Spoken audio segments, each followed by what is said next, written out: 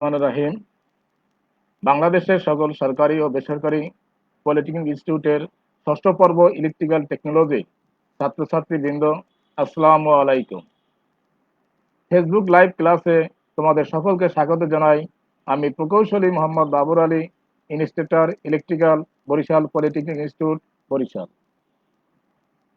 Facebook live ক্লাসের মাধ্যমে ষষ্ঠ পর্ব ইলেকট্রিক্যাল টেকনোলজির ছাত্রছাত্রীদের পাঠদানের সুযোগ প্রদানের জন্য মহান আল্লাহকে জানাই অশেষ অশেষ শুকরিয়া। আন্তরিকভাবে কৃতজ্ঞতা প্রকাশ করি বরিশাল পলিটেকনিক ইনস্টিটিউটের সম্মানিত অধ্যক্ষ সহ কারিগরি শিক্ষা অধিদপ্তরের ঊর্ধ্বতন কর্তৃপক্ষ এবং A2I এর সংশ্লিষ্ট সকল কর্মকর্তা বৃন্দের প্রতি। প্রিয় শিক্ষার্থীবৃন্দ, আমার পাঠদানের সাবজেক্টের নাম transmission and distribution of electrical power, সংক্ষেপে TD1, সাবজেক্ট কোড 66763। সহায়ক বই principal of power system, VK Mehta and Rohit Mehta. প্রিয় শিক্ষার্থীবৃন্দ, গত লাইভ ক্লাসে চ্যাপ্টার 6 থেকে স্যাগের উপরে বিস্তারিত আলোচনা ও ব্যাখ্যা করা হয়েছিল। গত লাইভ ক্লাসের পাঠদানের বিষয় ছিল 1 নম্বর ছিল সমউচ্চতা সম্পন্ন দুটি সাপোর্টের মধ্যবর্তী ঝুল সম্পর্কিত সমস্যার সমাধান। নাম্বার 2, সমউচ্চতার দুটি পোলের মধ্যবর্তী স্যাগ নির্ণয়ের সূত্রের প্রতিপাদন। নাম্বার 3, অসম উচ্চতা সম্পন্ন দুইটি সাপোর্টের মধ্যবর্তী ঝুল সম্পর্কিত সমস্যার সমাধান। প্রিয় শিক্ষার্থীবৃন্দ, আজকের অষ্টম লাইভ ক্লাসে চ্যাপ্টার 7 এবং 8 থেকে যে সকল বিষয় বিস্তারিত আলোচনা ব্যাখ্যা করা হবে সেগুলো হলো, অর্থাৎ আজকের পাঠদানের পরিচিতি। 1 নম্বর, নাম্বার 1, ট্রান্সমিশন অবলিক ডিস্ট্রিবিউশন লাইন জরিপের কাজে ব্যবহৃত জরিপ ইনস্ট্রুমেন্টের তালিকা। নাম্বার 2, কয়েকটি জরিপ ইনস্ট্রুমেন্টের ব্যবহার। Number 3, suspension type insulator string এর প্রতি ইউনিটের আড়াইতে ভোল্টেজ ডিস্ট্রিবিউশনের সমীকরণ নিরূপণ। নাম্বার 4, স্ট্রিং দক্ষতা উন্নয়নের বিভিন্ন প্রকার পদ্ধতির সংক্ষিপ্ত ব্যাখ্যা। নাম্বার 5, স্ট্রিং দক্ষতা এবং স্ট্রিং এর ভোল্টেজ ডিস্ট্রিবিউশন সম্পর্কিত সমস্যার সমাধান।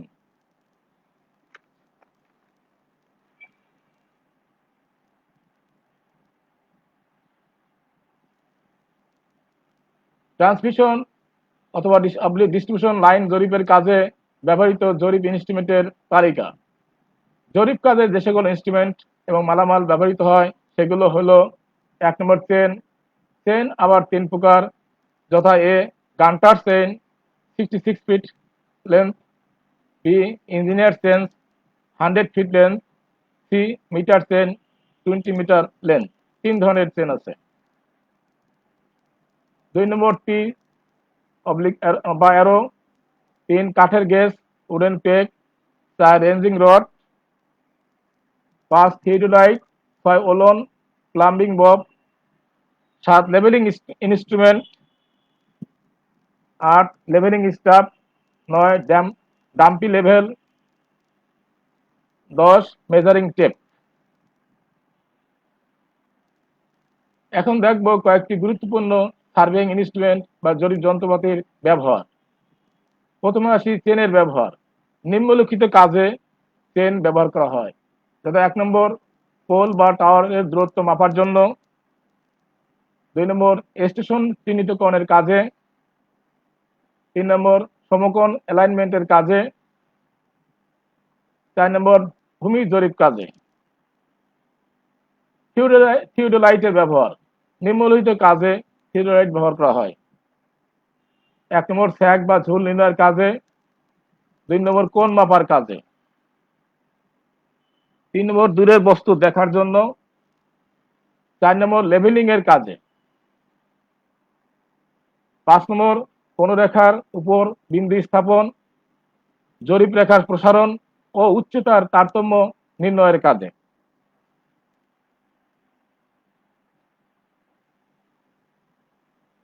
ওলন বা প্লাম্বিং বব এর ব্যবহার। নিম্নলিখিত কাজে ওলন ব্যবহার করা হয়, যথা 1, রেঞ্জিং রড ঠিক রাখার জন্য। 2 কোনো বস্তুর যথাযথ উল্লম্ব নির্ধারণের জন্য। 3 থিওডোলাইট ইনস্ট্রুমেন্টকে স্টেশন বিন্দুর উপর স্থাপনের কাজে। রেঞ্জিং রডের ব্যবহার কোনো লাইনকে প্রসারিত করার কাজে কিংবা কোনো স্টেশনকে ভালোভাবে চিহ্নিত করার কাজে রেঞ্জিং রড ব্যবহার করা হয়। লেভেলিং স্টাফ আনুভূমিক দৃষ্টিরেখার উচ্চতা সরাসরি নিশ্চিত করার কাজে লেভেলিং স্টাফ ব্যবহার করা হয়।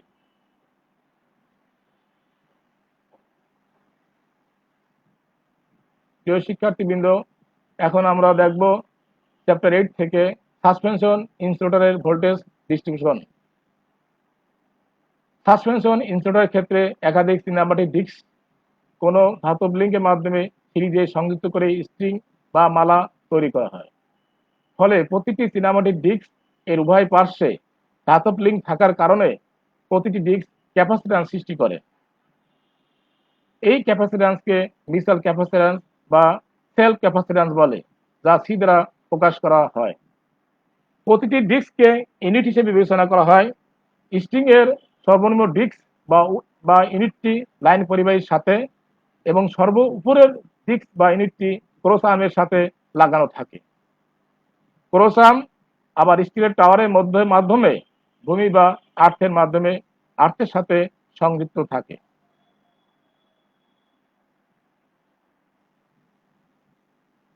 চিত্রে 3 ইউনিট বিশিষ্ট একটি স্ট্রিং দেখানো হলো। এখানে 3টে ইউনিট আছে, 1, 2, 3। উপরের ইউনিটের ভোল্টেজ V1, মাঝেরটা V2, শেষেরটা V3। সেটার সাথে পরিবাহী থাকে, কন্ডাক্টর নিচে থাকে, কন্ডাক্টর লাগানো থাকবে। এখন যদি শুধুমাত্র মিউচুয়াল ক্যাপাসিট্যান্স থাকতো, এই যে সি সি সি এগুলো মিউচুয়াল ক্যাপাসিট্যান্স বা সেল ক্যাপাসিট্যান্স, শুধুমাত্র মিউচুয়াল ক্যাপাসিট্যান্স থাকতো, তাহলে সবগুলো ডিস্কের মধ্যে একই চার্জিং কারেন্ট প্রবাহিত হতো, অর্থাৎ সব জায়গায় একই কারেন্ট আই প্রবাহিত হয়। তখন প্রতিটি ডিস্কের বিপরীতে সমান ভোল্টেজ কাজ করতো, যা 2 নং চিত্রে দেখানো আছে। 2 নং চিত্রে দেখানো হচ্ছে যে একই কারেন্ট পাস করার কারণে প্রতিটি ডিস্কের আড়াইতে সমান ভোল্টেজ, অর্থাৎ মোট ভোল্টেজ ভি কে 3 ভাগে ভাগ করা হয়েছে, V3/V/3 এইভাবে 3 ভাগের 1 ভাগ প্রতিটি ইউনিটের ভোল্টেজ পাওয়া যেত, অর্থাৎ প্রতিটি ডিস্কের ভোল্টেজ থাকতো সমান। কিন্তু বাস্তবে ডিস্কের ধাতব অংশ এবং টাওয়ার বা আর্থের মধ্যে আরেকটি ক্যাপাসিট্যান্স সৃষ্টি হয়, যাকে শান্ট ক্যাপাসিট্যান্স বলে, যা 3 নং চিত্রে C1 দ্বারা চিহ্নিত করা হয়েছে। কিন্তু বাস্তবে দেখা যাচ্ছে যে এই টাওয়ারের সাথে ডিস্কের আরেক ধরনের ক্যাপাসিট্যান্স সৃষ্টি হয়, এটা শান্ট ক্যাপাসিট্যান্স বা আর্থ ক্যাপাসিট্যান্স, এটা C1 দ্বারা প্রকাশ করা হয়। এই জন্য ভোল্টেজ ভিন্ন ভিন্ন হয়। উপরে ইউনিট ভোল্টেজ V1, মাঝের V2, মাঝের V3। এই শান্ট ক্যাপাসিট্যান্স থাকার কারণেই ভোল্টেজের ডিফারেন্স দেখা যায়।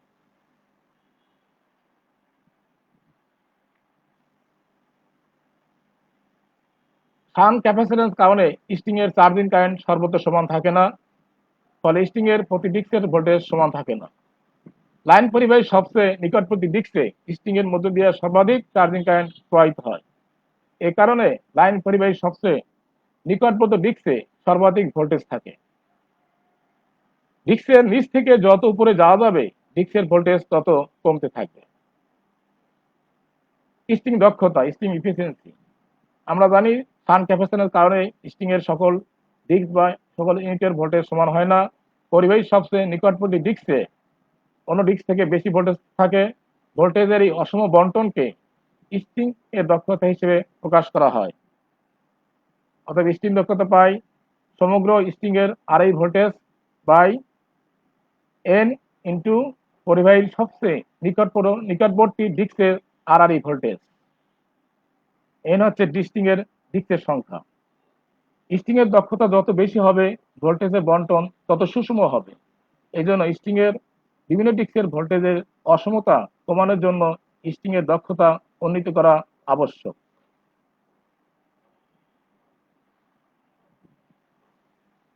প্রিয় শিক্ষার্থীবৃন্দ, এখন আমরা আলোচনা করব স্ট্রিং এর দক্ষতা উন্নয়নের পদ্ধতি। প্রথমে আমরা দেখি স্ট্রিং এর দক্ষতা কেন উন্নয়ন করা হবে। আমরা জানি সাসপেনশন ইনসুলেটরের সকল ডিস্ক বা সকল ইউনিটের ভোল্টেজ বিভাজন সমান হয় না।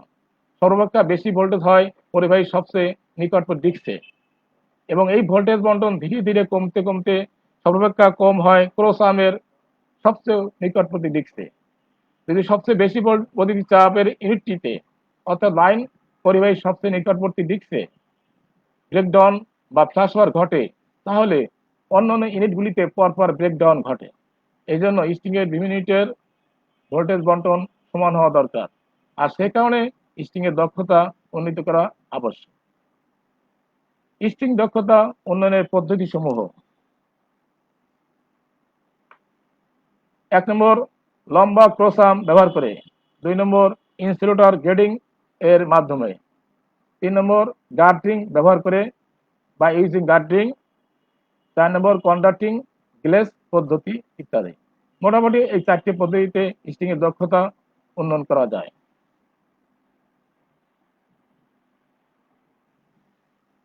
প্রিয় শিক্ষার্থীবৃন্দ, এখন আমরা দেখব লম্বা ক্রোসাম ব্যবহার করে কিভাবে স্ট্রিং এর দক্ষতা উন্নয়ন করা যায়। স্ট্রিং দক্ষতার মান নির্ভর করে শান্ট ক্যাপাসিট্যান্স এবং মিউচুয়াল ক্যাপাসিট্যান্সের অনুপাত কে এর উপর। এই অনুপাত কে এর মান যত কম হবে, স্ট্রিং দক্ষতার মান তত বেশি হবে, ভোল্টেজ বন্টন তত সুষম হবে। শান্ট ক্যাপাসিট্যান্সের মান কমিয়ে অনুপাত কে এর মান কমানো যায়। শান্ট ক্যাপাসিট্যান্সের মান কমাতে হলে ক্রোসাম এবং টাওয়ারের মধ্যবর্তী দূরত্ব বৃদ্ধি করতে হবে। চিত্রে এটা ক্রোসাম, এখানে শান্ট ক্যাপাসিট্যান্স। যদি শান্ট ক্যাপাসিট্যান্স কমাতে পারি, তাহলে কে এর মান কমে যায়। কে এর মান কমলে ভোল্টেজ বন্টন সুষম হবে, দক্ষতা বেশি পাবে। এখন দেখা যাচ্ছে যে এই শান্ট ক্যাপাসিট্যান্স মান বৃদ্ধি করতে হলে দূরত্ব বাড়াইতে হবে, সেক্ষেত্রে লম্বা ক্রোসাম ব্যবহার করতে হবে। এই কথাই ব্যাখ্যা করা হয়েছে যে এই দূরত্ব বৃদ্ধি করতে হলে অপেক্ষাকৃত লম্বা ক্রোসাম ব্যবহার করতে হবে, কিন্তু বাস্তবে খরচ এবং টাওয়ারের মজবুততা বিবেচনা করলে বেশি লম্বা ক্রোসাম ব্যবহার করা যায় না। এই পদ্ধতিতে কে এর মান 0.1 পর্যন্ত করা যায়। অর্থাৎ লম্বা ক্রোসাম ব্যবহার করলে টাওয়ারের হাইট বড় করতে হয়, মজবুত করতে হয়, এই জন্য বেশি লম্বা ক্রোসাম ব্যবহার করা যায় না। কিন্তু লম্বা ক্রোসাম ব্যবহার করলে আমরা শান্ট ক্যাপাসিট্যান্স মান কমাতে পারি, তখন কে এর মান কমে যায়, ভোল্টেজ বন্টন সমান হয়, কাছাকাছি হয়, ভোল্টেজ স্ট্রিং এর দক্ষতা বৃদ্ধি পায়।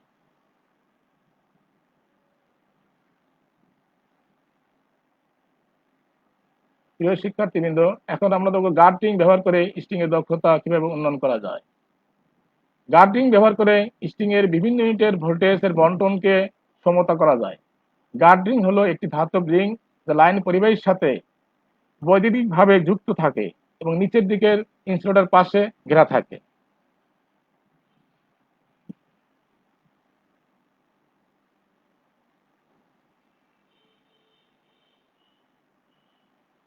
গার্ডিং এর কারণে ইনসুলেটরের ধাতব অংশ এবং গার্ডিং এর মধ্যে ক্যাপাসিট্যান্স সৃষ্টি হয়। চিত্রে একটা গার্ডিং দেখানো হচ্ছে, এটা গার্ডিং। এই গার্ডিং এর কারণে ইনসুলেটরের ধাতব অংশতে এই ক্যাপাসিট্যান্স C3, C2, C3 সৃষ্টি হয়েছে। গার্ডিং এমন ভাবে বসানো থাকে যে গার্ডিং এর কারণে যে চার্জিং কারেন্ট প্রবাহিত হয়, সেটি যেন শান্ট ক্যাপাসিট্যান্স জনিত কারেন্টের প্রবাহের সমান হয়। এক্ষেত্রে I1 আমরা জানি যে এই মোট কারেন্ট এখানে আসার পরে শান্ট ক্যাপাসিট্যান্স কারেন্ট চলে যাওয়ার পরে কারেন্ট অসম হয়। এখানে দেখা যাচ্ছে যে শান্ট ক্যাপাসিট্যান্স যতটুকু কারেন্ট বেড়ে যাবে, ঠিক একই পরিমাণ কারেন্ট গার্ডিং এর কারণে আসতে হবে, তাহলে মোট কারেন্ট ঠিক থাকবে। ঠিক একইভাবে এখানে আসার পরে শান্ট ক্যাপাসিট্যান্স যদি I1 বেড়ে যাচ্ছে, কিন্তু এই এই পয়েন্টে আবার I'1 আসছে, তাহলে মোট কারেন্ট ঠিক থাকবে। এই কথাই ব্যাখ্যা করা হয়েছে যে ক্ষেত্রে I1 ছোটতর I1 সমান I1 প্রাইম এবং I2 সমান I'2 হবে। ফলে স্ট্রিং এর ইউনিটে একই চার্জিং কারেন্ট প্রবাহিত হবে। অর্থাৎ এই পয়েন্টে যে কারেন্টটা বেরিয়ে যাবে, ঠিক একই পরিমাণ কারেন্ট গার্ডিং থেকে আসতে হবে। যেহেতু স্ট্রিং এর প্রতিটি ইউনিটের ক্যাপাসিট্যান্স মান সমান, সেহেতু সব ইউনিটের মধ্যে একই চার্জিং কারেন্ট প্রবাহিত হওয়ার কারণে প্রতি ইউনিটের বিপরীতে সমান ভোল্টেজ থাকবে। এভাবে গার্ডিং ব্যবহার করে আমরা স্ট্রিং এর দক্ষতা বৃদ্ধি করতে পারি।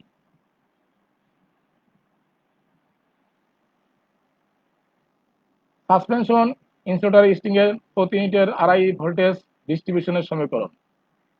চিত্রে 3 ইউনিট বিশিষ্ট একটি স্ট্রিং এর সমতুল্য বর্তনী দেখানো আছে, 1, 2, 3। এখানে C1 দ্বারা শান্ট ক্যাপাসিট্যান্স বা আর্থ ক্যাপাসিট্যান্স বোঝানো হয়েছে, আর C দ্বারা মিউচুয়াল ক্যাপাসিট্যান্স বা সেল ক্যাপাসিট্যান্স দেখানো হয়েছে। 3 ইউনিটের ভোল্টেজ, উপরের ইউনিটের voltage V1, V2, V3। C1 self capacitance বা mutual capacitance, C1 self capacitance বা মিউচুয়াল ক্যাপাসিট্যান্স, আর C1 শান্ট ক্যাপাসিট্যান্স বা আর্ক ক্যাপাসিট্যান্স। আমরা K সমান C1/C, অতএব C1 সমান K C। মনে করি V সমান লাইন ও আর্থের মধ্যকার ভোল্টেজ। ক্রোসাম থেকে বিবেচনা করলে ডিস্ক তিনটির আড়াইতে ভোল্টেজ হয় V1, V2, V3। আবার আমরা পাই V সমান V1 plus V2 plus V3। এখানে প্রতিটি নোড এতে কেসিএল কারশফস কারেন্টস ল, আগত কারেন্ট সমান নির্গত কারেন্ট। এখানে আগত কারেন্ট হচ্ছে I2, আর নির্গত কারেন্ট বড়তর I1 প্লাস ছোটতের I1। আমরা জানি ক্যাপাসিটরের কারেন্ট হবে ভোল্টেজ, ক্যাপাসিটর আড়াই ভোল্টেজ ওমেগা ইন্টু ওই ক্যাপাসিটরের মান, অর্থাৎ ভি ওমেগা সি। যেহেতু I2 আড়াই ভোল্টেজ হচ্ছে V2 omega capacitor C, বড়তর I1 এর আড়াই ভোল্টেজ V1 ওমেগা সি, ছোট হাতের I1 এর আড়াই ভোল্টেজ হচ্ছে V1। এইখান থেকে এই ভোল্টেজের V1, এখানে ওমেগা আর ক্যাপাসিটর C1। অনুরূপভাবে এই C1 এর ভোল্টেজ হচ্ছে V1, এই C2 এর ভোল্টেজ হচ্ছে, এই C1 এর ভোল্টেজ, দ্বিতীয় C1 এর ভোল্টেজ হচ্ছে V1 প্লাস V2, তৃতীয় C1 এর ভোল্টেজ হচ্ছে V1 plus V2 plus V3, কারণ এখানে আর্টের সাথে কানেক্টেড করা আছে। আর এই সি ভর্তিটি ভোল্টেজ, এর ভোল্টেজ V1, এর ভোল্টেজ V2, এর ভোল্টেজ V3। আমরা পাই V2 ওমেগা সি সমান V1 omega C, V1 omega C1 ছিল, C1 এর মানে KC। উভয় পক্ষতে আমরা ওমেগা সি বাদ দেই, তাহলে পাই V2 সমান V1 প্লাস V1 কে, V1 কমন গেলে 1 প্লাস K, অর্থাৎ V2 সমান পাই V1 1 প্লাস K, সমীকরণ 1। সিমিলারলি নোট বি তে যদি আমরা কেসিএল প্রয়োগ করি তাহলে পাই বড়তর I3 সমান বড়তর I2 প্লাস ছোটতর I2। এখন এখানে ভোল্টেজ হচ্ছে V3 ক্যাপাসিট্যান্স C, তাহলে V3 ওমেগা C, এইটার voltage V2 capacitance C, V2 omega C, আর এইটার ক্যাপাসিট্যান্স হচ্ছে C1, এই দ্বিতীয় ক্যাপাসিট্যান্সের ভোল্টেজ হচ্ছে V1 প্লাস V2, এই জন্য V1 প্লাস V2 দেখানো আছে। এটা আমি লিখে দিচ্ছি, উপর থেকে দ্বিতীয় শান্ট ক্যাপাসিট্যান্স C এর আড়াই ভোল্টেজ হচ্ছে V1 প্লাস V2, সুতরাং এই কারেন্ট বের করার সময় ভোল্টেজ আসবে V1 প্লাস V2। তাহলে আমরা উভয় পক্ষ এখন C1 এর মান বসায় দেই, C1 এর মানে KC, বসানোর পর উভয় পক্ষ থেকে ওমেগা সি বাদ দেই, তাহলে থাকে V3 V2, এখানে V1 প্লাস V2 K। পরবর্তীতে V1 আলাদা করছি আর V2 আলাদা করে V2 কমন নেওয়া হয়েছে, তাহলে পাই K V1 plus V2 1 plus K। এখন আমরা আবার এই সমীকরণে এখানে V2 মান বসাইছি V1 1 প্লাস K, পরবর্তীতে V1 কমন নিলে থাকে 1 plus K into 1 plus K, এ প্লাস বি হোল স্কয়ার সূত্রে বসানোর পরে 1 plus twice K plus K square আসে। পরবর্তীতে আমরা এখান থেকে মোটটার উপরে V1 কমন নেই, তাহলে দেখেন K, এখানে 1 2K প্লাস K স্কয়ার, এখানে 2K plus K 3K, 1 plus 3K plus K square, অর্থাৎ V3 সমান আসে V1 1 plus 3K plus K square, সমীকরণ 2। আমরা জানি পরিবাহী ও আর্থের মধ্যকার ভোল্টেজ V সমান হবে V1 plus V2 plus V3, V2 মান V3 মান। পরে আবার আমরা V1 কমন নিছি, V1 কমন নিয়ে পাই V3 plus 4K plus K square, এখান থেকে আমরা মিডিল টার্ম ফ্যাক্টর ভাঙিয়ে পাই 1 plus K into 3 plus K, অতএব V1 সমান আসে V by 1 plus K into 3 plus K। এটা আমরা উল্টায় ইনভার্স উল্টা দিক নিয়ে আমরা এই কাজ সমাধান, উল্টা দিক নিয়ে আমরা পাই, অতএব V1 সমান পাই V1 plus K by into 3 plus K, number 3 সমীকরণ। এখন সমীকরণ 1 2 3 থেকে আমরা পাই, সমীকরণ 3 থেকে পাই V1 সমান V এত, 1 নম্বর সমীকরণ V2 বাই 1 বাই K, আর 2 নম্বর সমীকরণ V3 by 1 plus 3K plus K square. সুতরাং 3 ইউনিটের স্ট্রিং এর ক্ষেত্রে উপর দিক থেকে বিবেচনা করলে প্রথম ইউনিটের ভোল্টেজ V1 সমান এত, V2 সমান এত পাই, আর V3 সমান পাই এই V1 into 1 plus 3k plus k square. প্রিয় শিক্ষার্থীবৃন্দ, এখন আমরা দেখব 4 ইউনিটের ডিস্কের ভোল্টেজ ডিস্ট্রিবিউশন। চিত্রে একটি 4 ইউনিটের ভোল্টেজ ডিস্ট্রিবিউশন দেখানো আছে। যেহেতু আমরা 3টা ইউনিটের ভোল্টেজ বের করছি বি পয়েন্ট, এখন আমরা সি পয়েন্টে 4 ইউনিটের ভোল্টেজ V4 বের করার জন্য সি পয়েন্টে কেডিএল প্রয়োগ করতে হবে, সি পয়েন্টে কেসিএল প্রয়োগ করতে হবে। চতুর্থ ডিস্কের আই ভোল্টেজ বের করার জন্য নোড সিতে কেসিএল প্রয়োগ করে পাই I4 সমান বড়হাতের I3 প্লাস ছোটহাতের I3। এটা সি নোড। এই I4 আগত কারেন্ট, নির্গত কারেন্ট বড়হাতের I3 আর ছোটহাতের I3, তাহলে আগত কারেন্ট সমান নির্গত কারেন্ট। এখন আমরা I4 মান বসাই ওমেগা সি V4, I3 মান ওমেগা সি V3, আর I3 যেহেতু এই ক্যাপাসিট্যান্স কারেন্ট, এই ক্যাপাসিটরের ভোল্টেজ হচ্ছে V1 plus V2 plus V3।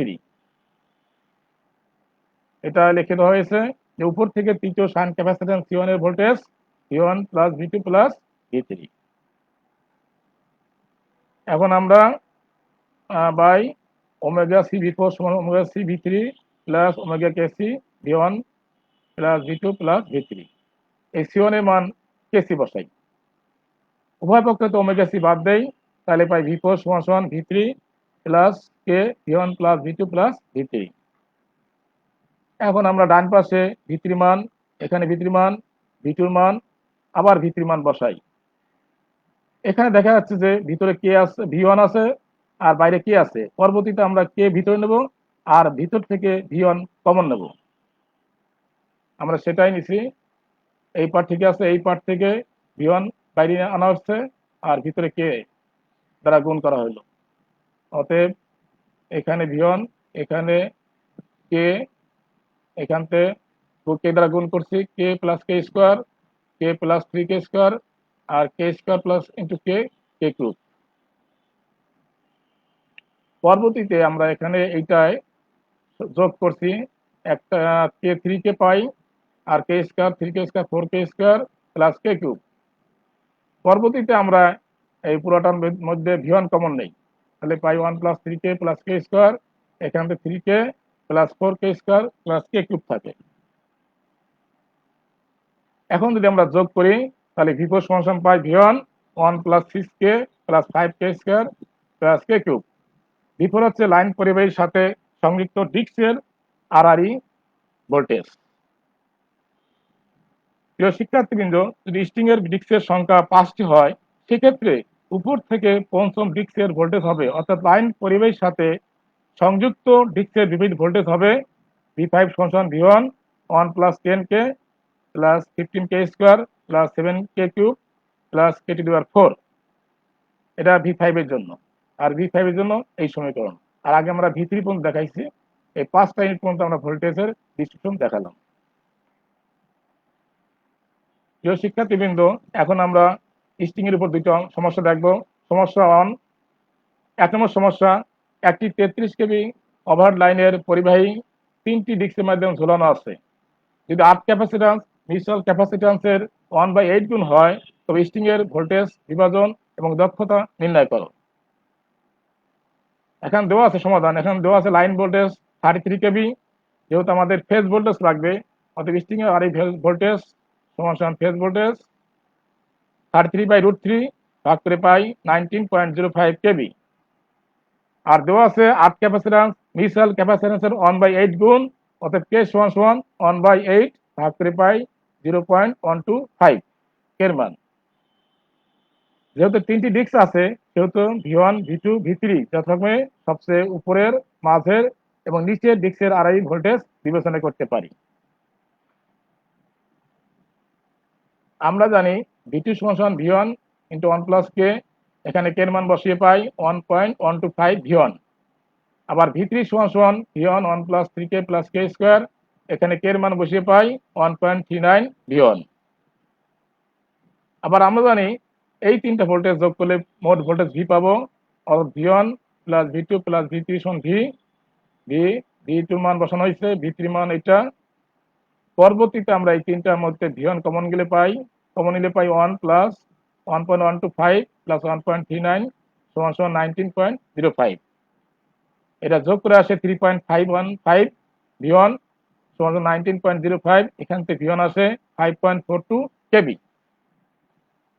যেহেতু V1 পেয়ে গেছি আমরা, এখন আমরা V2 সমান সমান পাই 1.125 V1 এর মান বসালাম, বসায় গুণ করে পাই 6.09975 কেবি। সিমিলারলি V3 আসে 1.395 V1, এখানে V1 এর মান বসানোর পর আসে 7.5338 কেবি। অর্থাৎ V1 এত পেলাম, V2 এত, V3 এত, 3টি ইউনিটের ভোল্টেজ ডিস্ট্রিবিউশন। এখন আমরা জানি string efficiency, percentage string efficiency, string এর ভোল্টেজ বাই ডিস্কের সংখ্যা গুণ পরিবাহীর সর্বনিম্ন নিকটবর্তী ডিস্কের ভোল্টেজ ওভারঅল গুণ 100। যেহেতু পার্সেন্টেজ করা হয়েছে এই জন্য 100 দিয়ে গুণ করা হবে। স্ট্রিং এর ভোল্টেজ অর্থাৎ ফেজ ভোল্টেজ 19.05, ডিস্কের সংখ্যা 3 দেওয়া আছে, আর নিকটবর্তী ডিস্ক মানে V3 ভোল্টেজ 7.5338। এটা গুণ ভাগ করে পাই 84.286%। অর্থাৎ পার্সেন্টেজ স্ট্রিং এফিসিয়েন্সি দ্বারা 84.286। সমস্যা 2, একটি 3 ফেজ ওভারহেড লাইনের 3 ইউনিটের স্ট্রিং আছে। প্রথম ও দ্বিতীয় ইউনিটের আড়াইটে ভোল্টেজ 8 কেবি এবং 11 কেবি হলে নির্ণয় করো লাইন ভোল্টেজ এবং স্ট্রিং এর দক্ষতা। এখন ডিস্ক আছে 3টা, ভোল্টেজ 3টা হবে V1, V2, V3। প্রথম ইউনিটে ভোল্টেজ V1 দেওয়া আছে 8 কেবি, দ্বিতীয়টা V2 11 কেবি। বের করতে হবে V3, তারপর V1 plus V2 plus V3 যোগ করলে V পাবো, ওই V কে আমরা √3 গুণ করলে লাইন ভোল্টেজ পাবো। এখন V3 বাই করার জন্য আমার কে বাই করতে হবে। সমাধান, ডিস্কের সংখ্যা n সমান 3, V1 এত, V2 এত। আমরা জানি V2 সমান সমান V1 1 প্লাস কে। এখানে আমরা কে এর মান বের করার জন্য আমরা বাম পাশে এটা আনছি, এটা মানলাম। এখান থেকে 1 প্লাস কে সমান সমান পাই V2 বাই V1। এখানে V2 V1 এর মান বসানোর পর কে এর মান পাই 0.375। যেহেতু কে পাওয়া গেছে, এখানে V1 দেওয়া আছে, অতএব আমরা V3 সহজে বের করতে পারবো। আমরা জানি V3 সমান সমান V1 1 plus 3k plus k square. এখানে V1 এর মান, কে এর মান বসিয়ে পাই 18.125 কেভি।